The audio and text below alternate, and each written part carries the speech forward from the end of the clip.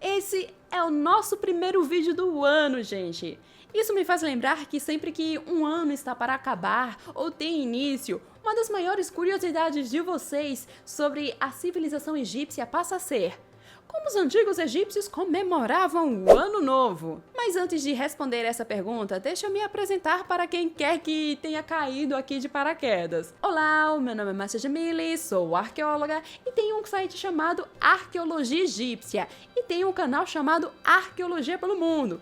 Link aqui no card. E já falando logo de cara, sim, os antigos egípcios comemoravam o Ano Novo, mas não da forma como vocês imaginam, começando pela época. Enquanto a nossa festa de Ano Novo está entre o final de dezembro e início de janeiro, dividido somente entre duas datas, que é o dia 31 de dezembro e o dia 1º de janeiro, no Egito Antigo, eles não comemorariam a virada do ano nessa época de janeiro, mas só daqui a alguns meses. Outra coisa é que no Egito Antigo, no calendário civil, o ano tinha 360 dias, e mais 5 dias foram adicionados para formar um ano de 365 dias, que só explicando rapidamente eram dias adicionais que foram usados para celebrar o nascimento de alguns deuses, sendo eles Osíris, Horus, Sete, Ísis e Néfites.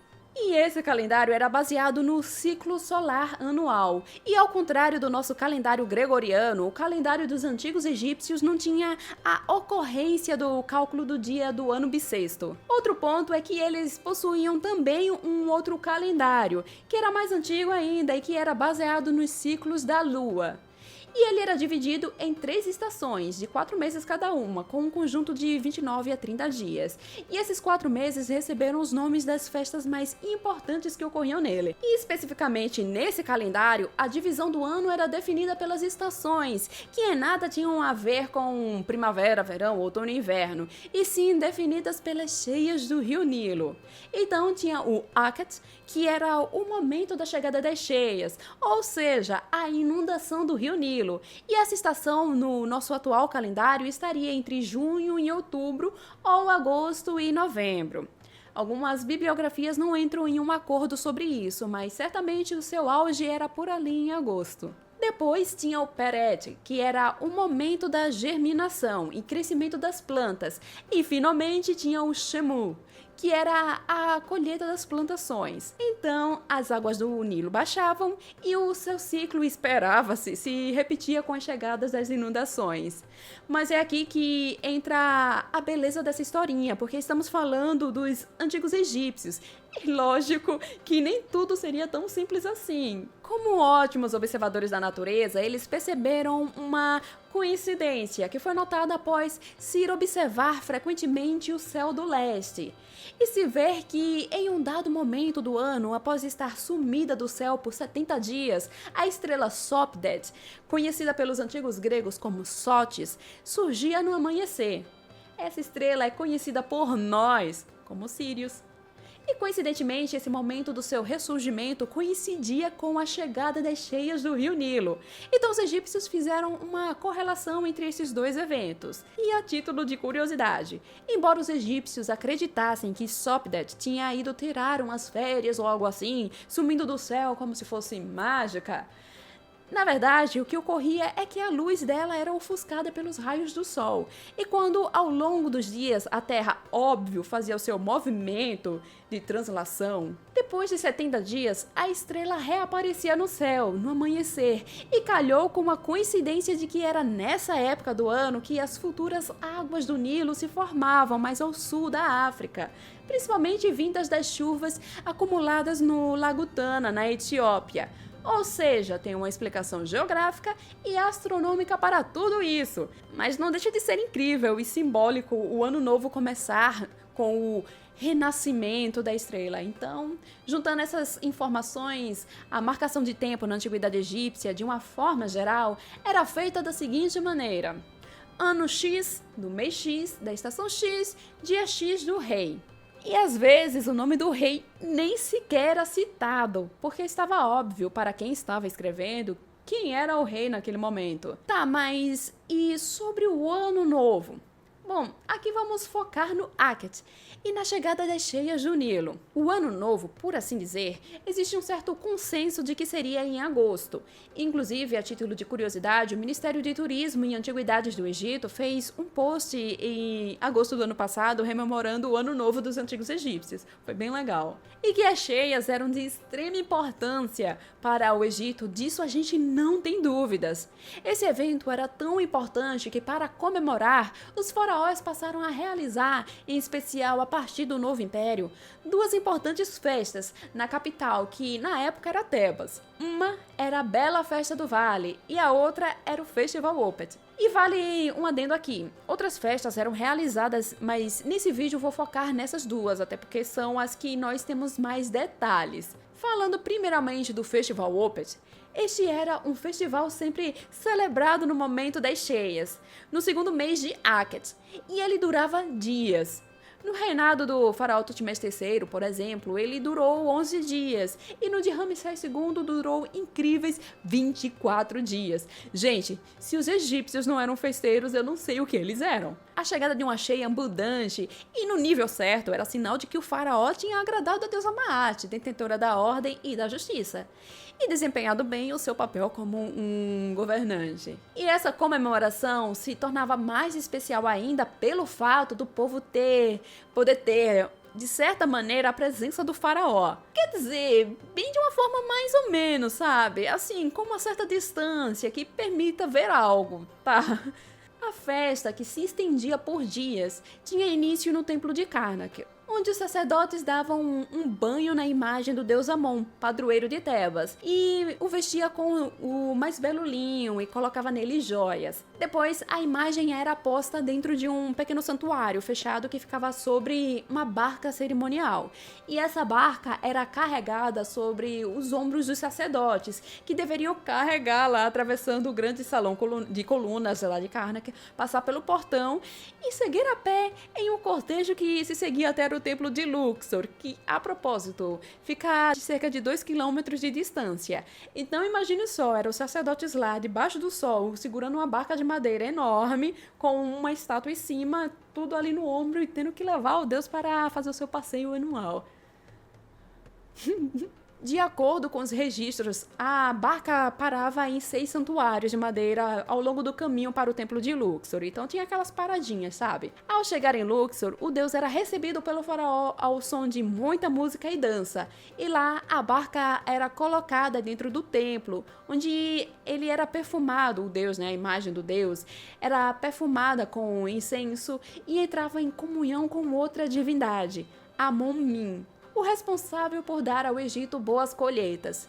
E era nesse momento em que o faraó tinha o seu poder renovado e era recebido pelo povo com louvores. Então Amon retornava para Karnak, mas dessa vez por água, dentro de uma barcaça, que era rebocada pela barcaça do próprio faraó. Então, acompanhada por muita música e dançarinos, a barca era colocada dentro do santuário do deus. Deveria ser, de fato, uma festa bastante grandiosa. Alguns dos melhores registros do Festival Opet advêm do reinado da faraó Hatshepsut, de Tutmés III e de Tutankhamon, que nos deu realmente ótimos detalhes da festa. Inclusive, foi durante o reinado de Tutankhamon que a festa teve uma importante mudança, onde não era somente a barca do Amon que participaria da celebração, mas agora seriam inclusas as barcas da esposa dele, do deus Amon, a deusa Mut, e do filho do casal, Khonshu. Outra mudança foi que as barcas dos deuses fariam as viagens pelo Nilo em ambas as direções, ou seja, dessa vez aí o Tutankhamon teve pena dos sacerdotes, então eles não precisariam ficar carregando a pobre da barca por 2 quilômetros, botava ali na embarcação e vai pelo Nilo mesmo. Inclusive, é graças a Tutankhamon que temos o registro da letra de uma das músicas que era cantada durante a festa. Preparados? Era o seguinte: Ó Amon, senhor dos tronos das duas terras, que você viva para sempre. Um lugar para beber é escavado, o céu está dobrado para o sul. Um lugar para beber é escavado, o céu está dobrado para o norte. Para que os marinheiros de Tutankhamon, amado de Amon-Ra Camhotep, louvado pelos deuses, possam beber. E esse festival era tão emblemático que ele pode ter ido além do final da Era dos Faraós. Gente, olha que legal! Existem sugestões de que ele sobreviveu ao período romano e os seus requisitos podem ter sobrevivido em algumas celebrações cóptas e islâmicas. Incrível, não é mesmo? Inclusive, tem meio que um resquício desse festival em Luxor, quando é comemorado o aniversário da descoberta da tumba de Tutankhamon. Outra grande festa que fazia parte das celebrações do Ano Novo era a Bela Festa do Vale. Essa era comemorada entre o momento em que as águas do Nilo abaixavam e então chegam as cheias. Mas, ao contrário do nosso Ano Novo, onde muitos de nós vamos para a praia pular ondas, assistimos aos especiais do Roberto Carlos, que eu nem sei se ainda existe, não faço a menor ideia, mas ok. Os antigos egípcios tinham uma comemoração bem diferente, e bote diferente nisso. A festa deles tinha um caráter mais funerário, no sentido de que era um momento de rememorar os entes queridos. E era uma festa que se estendia pelos cemitérios e tinha início em Karnak, na margem leste do Nilo, onde o deus Amon era posto em uma barca sagrada. Com o tempo, a família também passou, a família dele, né, Amut e o deus Consul. Com o tempo, eles também passaram a fazer parte do cortejo. As barcas dos deuses eram postas em embarcações e eram levadas até a margem oeste do Nilo, onde iam visitar templos mortuários e de outros deuses. Agora, por que as imagens dos deuses saíram da margem leste, onde está Karnak, e levadas para o lado oeste? É porque, de acordo com a tradição religiosa dos antigos egípcios, o lado oeste do Nilo era o território dos mortos. Por isso que quando as barcas dos deuses chegavam lá, né, os deuses chegavam lá, eles iam até as necrópolis, onde estavam as capelas funerárias, onde as pessoas aguardavam pacientemente. Ou seja, os deuses saíam do leste, iam para o oeste, e lá nos cemitérios as famílias estavam reunidas esperando a chegada dos deuses para começar as celebrações de fato. Essas capelas, fazendo uma analogia com os tempos de hoje, seria mais ou menos como se fossem os jazigos, os mausoléus. Cada família tinha o seu espaço para cultuar a memória do ente querido, então esses lugares eram chamados de capelas. Olhando agora de uma perspectiva mais do povo comum, deixando de lado os faraós e os sacerdotes, esse mundo de luxo, olhando as celebrações de algumas pessoas de fora da realeza e da nobreza, mas que ainda assim tinham condições de ter uma tumba, essas pessoas, junto com as suas famílias, realizavam em suas capelinhas oferendas de comida e bebida aos mortos. E é aqui onde a coisa fica meio louca. Porque esse era o momento de encher a cara, virar o litrão, costurar a rua. Porque fazia parte da comemoração comer muito e principalmente beber em excesso. O intuito era beber até perder o juízo, para ter a oportunidade de entrar em tal estado de embriaguez que poderia tornar possível alguém poder rever algum ente querido que se foi. E as pessoas eram servidas o tempo todo por vinho e cerveja. Apesar do alto teor alcoólico, era uma festa extremamente sagrada que dava a oportunidade de se conectar com os deuses e demonstrar a sua saudade e carinho por aqueles que se foram. Bom, se você chegou até aqui é porque tá gostando desse vídeo, não é mesmo? Então, que tal deixar o seu like? É de graça, gente! E se você ainda não é inscrito, se inscreva no canal! Tem aqui muitos vídeos legais contando curiosidades sobre o Egito Antigo. Se você gosta dessa civilização, esse aqui é o canal certo, porque são informações confiáveis. E esse canal agora tem o Clube dos Canais.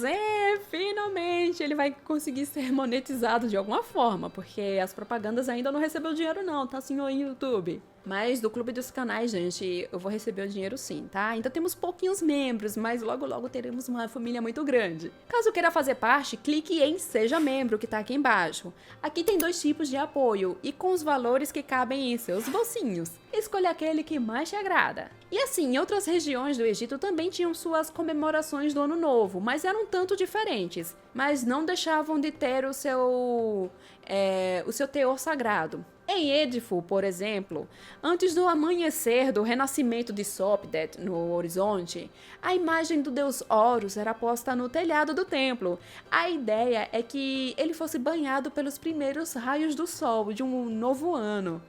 Infelizmente, o local exato onde o deus era posto hoje em dia não existe mais. E na própria Tebas, no templo do deus Thoth, em uma de suas estruturas antigas, as equipes de arqueologia encontraram indícios de que o templo foi feito de maneira a se alinhar com a estrela Sirius, a Sopdet, quando ela fazia a sua aparição. E é isso, gente. Feliz Ano Novo! E assim, eu sei que vão comentar, ai, mas você já tá muito tarde pra dar Feliz Ano Novo. Vamos fingir que somos os antigos egípcios e assim, são dias de festa, tá bom? Então, Feliz Ano Novo! E que esse ano de 2024 seja cheio de realizações e muita saúde para todos nós. E que eu finalmente vá para o Egito. Por favor. Gente, muito obrigada por assistir esse vídeo e até mais. Tchau.